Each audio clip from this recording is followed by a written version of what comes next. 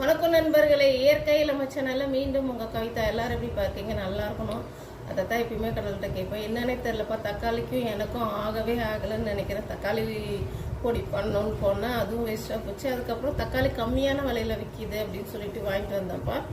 வெளியில வச்சிருந்தேன் ஒரு தக்காளியை. அந்த தக்காளி வந்து இது மாதிரி ஃபர்ஸ்ட் நாள் நல்லா இருந்து, ரெண்டாவது நாள் இதே மாதிரி ஆயிடுச்சு. சரி, இந்த மாதிரி ஆகுதுன்றதுனால நான் என்ன பண்ணேன், இந்த தக்காளியெல்லாம் கொஞ்சம் கழுவிட்டு தொடச்சிட்டு திருப்பி ஃப்ரிட்ஜில் தூக்கி வச்சேன்.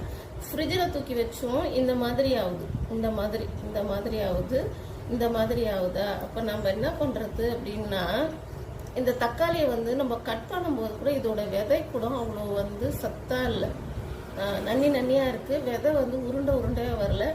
அப்புறம் நாட்டு தக்காளி வந்து ரொம்ப ஷேப் வந்து இந்த அளவுக்கு 5 கோடு தனித்தனியாக வரும். ஆனால் இது நாட்டு தக்காளியும் கிடையாது, பெங்களூர் தக்காளியும் கிடையாது. இது வந்து ரெண்டுத்தையும் சேர்ந்த மாதிரி